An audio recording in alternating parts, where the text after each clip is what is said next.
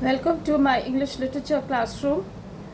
I'm going to teach The Merchant of Venice, Act 3, Scene 1.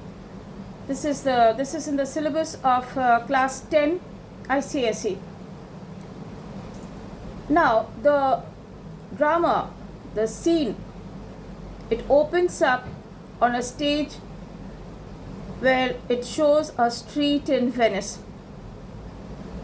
Here we find two friends of Antonio talking to each other. Now, Antonio, as we know, is in a very severe situation, and Celerio has heard the news of one of his ships getting wrecked in the English Channel.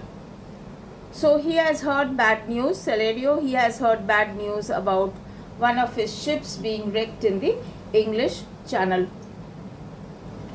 Now, Solenio, these two friends, Solenio and Celerio, they are found talking to each other on a street in Venice. I'm sorry. That is what we are able to see on the stage right now. So Solenio says, "Now what news on the Rialto?" Here, why is he asking about Rialto? What has this place to do with the present situation or even the drama? This Rialto is a contraction of the Italian phrase Rivo Alto, which means high bank or high shore. A bridge was built in the Rialto area, and this was one of the first parts of Venice to be settled. And this embankment was specially chosen because in order that it was safe, and it serves as a very busy marketplace, and this place is highly protected from the high tides. As we can understand, it is on a higher embankment. So here we can understand that they are talking about this place Rialto. Solenio is mentioning this place Rialto because this Rialto is a place where the merchants gather. It is a marketplace, and obviously because Antonio is the merchant of Venice about whom William Shakespeare has written, and this place is actually important because people will be talking about the business criteria, the ships which has been sent out by Antonio, and everything, all that pertains to the business area. Alright, so Solenio asks, "Now what news on the Rialto?" Celerio says, "Why, yet it lives there unchecked that Antonio hath a ship of rich lading wrecked on the narrow seas." Well, it lives there unchecked. What does it mean? It still is there. It means it is a rumor, it is a gossip. What gossip is there? The gossip about one of Antonio's ships getting wrecked in this area. Now, this gossip, whether it is true or not, we will be coming to know later. But now, as of the gossips, what is there? It lives there unchecked. That is, nobody is denying it, nobody is challenging it. The message or the gossip or whatever the story which has been spread out is still there, and people are believing that Antonio hath a ship of rich lading, a rich cargo. Lading is cargo, and this has been wrecked in the narrow seas. I'm sorry, the narrow seas is the English Channel. Now, the Goodwins. This place is also known as the Goodwins. I think they call the place. Now, why is Celerio in a doubt? I think they call the place the Goodwins. This particular place in the English Channel, he says, I think they call the place the Goodwins. This is because he is a Venetian and he is not very sure about the English places. All right. A very dangerous, flat and fatal place where the carcasses of many a tall ship lie buried. That is, we can understand that is many shipwrecks have occurred in this place, and if the shipwrecks have occurred, then the carcasses, that is the remains of the ships definitely lie in this place, and they lie and they get buried. Now, why? What is so special about the Goodwins? What is the Goodwins? The Goodwin sands is actually, the Goodwin is a sandy place. It is the naturally inside the English Channel, in between the English Channel. It is a sandy place, and it is noted as the great ship swallower. This is because of the shifting sands which make this place extremely dangerous, because this place is extremely unstable. Why? Because the sand is quicksand, and the ships easily get swallowed inside it. It just moves down into it. So it makes these sandbanks being unstable, and so navigation becomes extremely dangerous here, and nearly impossible also. So major catastrophes we find have taken place in this place. So they are talking about the Goodwins, where they fear, where whoever has spread the gossip, whoever has spread out the story about Antony's ship being wrecked, has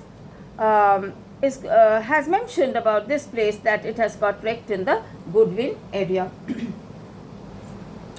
Where the carcasses of many a tall ship lie buried, that is many big ships, all right.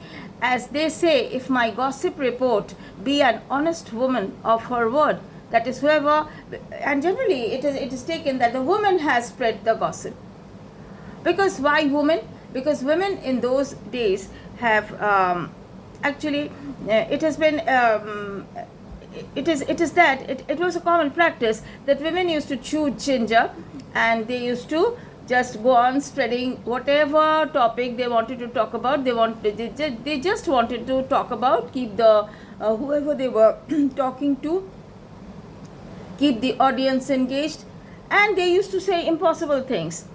We'll come about this a little later. So Celerio says that is, if the person spreading the gossip is correct, if the person spreading the gossip is truthful to her word, then this news is correct, that one of Antonio's ships has got wrecked in the English Channel. Solenio says about the gossip monger, I would she were lying a gossip, in that as ever napped ginger. Solenio feels that the person who napped ginger, napped means chewed ginger, put ginger in her mouth and went on chewing. If the person went on chewing ginger and talking anything about anything at all to the world, such as she used to make her, that is, she has the habit of making the neighbors believe that she is crying for the death of her third husband. That is lies to such an extent. Okay. Blatant lies to such an extent, that is, she wanted her neighbors to believe she wept for the death of her third husband. But it is true, though they wanted to believe, they are wanting to believe that that it can be a lie. However, the thing appears to be more than true. But it is true without any slips of prolixity, that is, without anything getting like no exaggeration, no slips, no details being missed out. It is true that we just have to believe that one of Antonio's ships have got wrecked in that place. All right. So, but it is true without any slips or prolixity or crossing the plain highway of talk. That is, we know a highway where we follow a straight route, we go on a very smooth journey. Here also, if we are not taking any breaks, or if we are not turning or twisting, if we are talking about the fact in a very plain way, we are just explaining the facts, then also we are supposed to believe that we have got no alternative other than believing that one of Antonio's ships have got wrecked. The good Antonio, the honest Antonio, Oh, that I had a title good enough to keep his name company. So Solenio says, if only I would know, I would have known, I would know of some good title which can suitably accompany his name. To which Celerio says, come, the full stop, will you please stop here? Solenio says, ha, what sayest thou? Why, the end is, he hath lost a ship. That is, why are you asking me to stop? Why are you asking me to, but it is a fact, you're asking me to stop, however, but it is a fact. The end is that he has lost a ship. Celerio says, I would it might prove the end of his losses. That is, being a good friend, Celerio feels that let this be the end of Celerio's losses. Celerio feels that let this be the end of Antonio's losses. He does not want Antonio to suffer from any more losses beyond this. Let this shipwreck be the last one for him. Solenio says, let me say amen betimes. That is, betimes is immediately. Let me say amen. That is, after a prayer we say amen. We dedicate the prayer to God and we say amen so that our prayer comes true. And so he wants to say, Solenio wants to say, let me say amen betimes. Lest the devil cross my prayer. Because if the devil crosses the prayer, it is believed that the prayer may sometimes not be granted. For here he comes in the likeness of a Jew. Here is, a pun intended, that is, here the devil is actually have come in the form of a Jew. And who is he? He is Shylock. So on the stage we can find Shylock entering. Enter Shylock. How now, Shylock? Solenio tells him. What news among the merchants? So he is, because these two are talking about Antonio's shipwreck, he is feeling that if Shylock can supply some information regarding the merchants, and if this be the current situation, if this be the present if this is the accident, the shipwreck, then this must be a topic among everybody. So Shylock must be knowing about it. So he says, what news among the merchants? Shylock says, you knew. He is not talking about the merchants at all. Shylock is not talking about any merchant. He is not talking about Antonio. He is, as we know, he is worried about his daughter, because we also know that his daughter has eloped. His daughter has run away from home. And so Shylock says, you knew. None so well as you of my daughter's flight. Here he is referring to the running away of his daughter when he is saying daughter's flight. So that is, he is challenging. He is straight away telling Solenio and Celerio, that is, you, both of you, you knew of it. You know of it. You knew. None so well knew. And you two are very well aware that my daughter has run away. You are aware of my daughter's flight. Celerio says, that's certain. For my part, I knew the tailor who made the wings. She flew withal.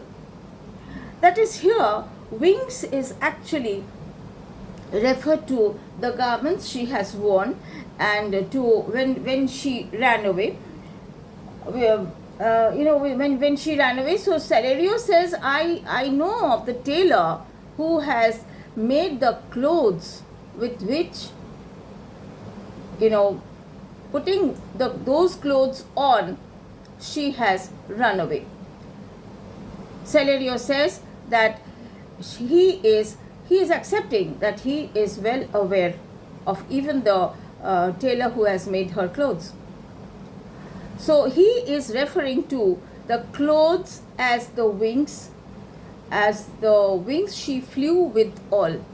She ran away with the help of this. She has worn the clothes and she has run away. So her flying is referred to her running away. She is Shylock's daughter.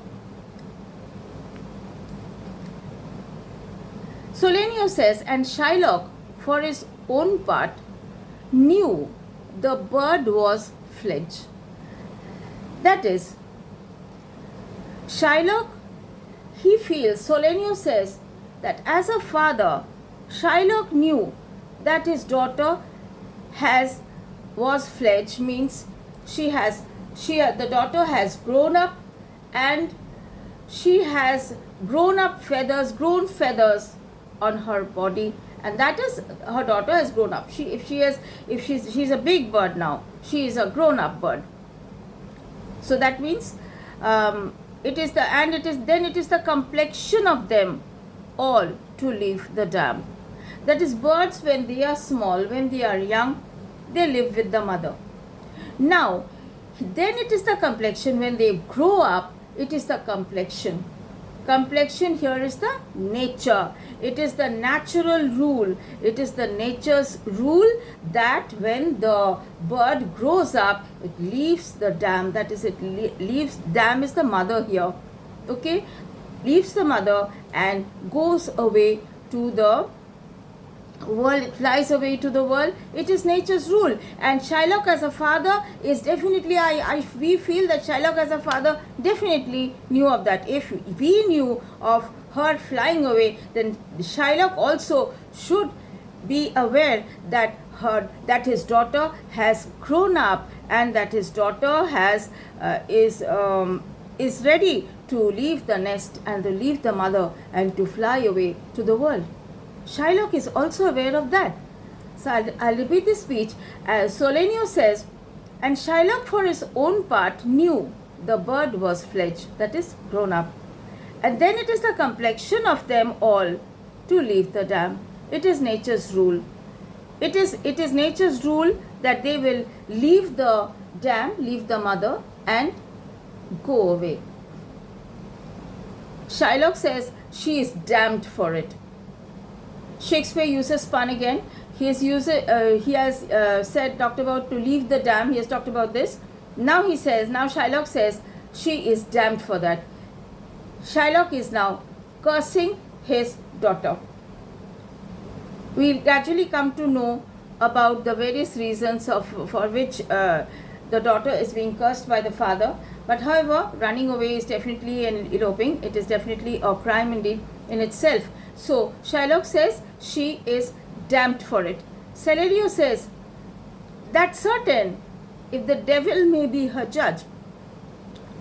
Here Shylock is being repeatedly compared to the devil. Alright, Shylock is being repeatedly compared to the devil, and he says, if the devil be the judge, then of course she can be damned for it. She can be rightfully cursed. Why? Because her father, Shylock, is the judge in this case. If he is allowed to judge, if he is made the judge, if he is allowed to give the judgment, then Shylock is actually the curse which Shylock is bestowing on his daughter is valid.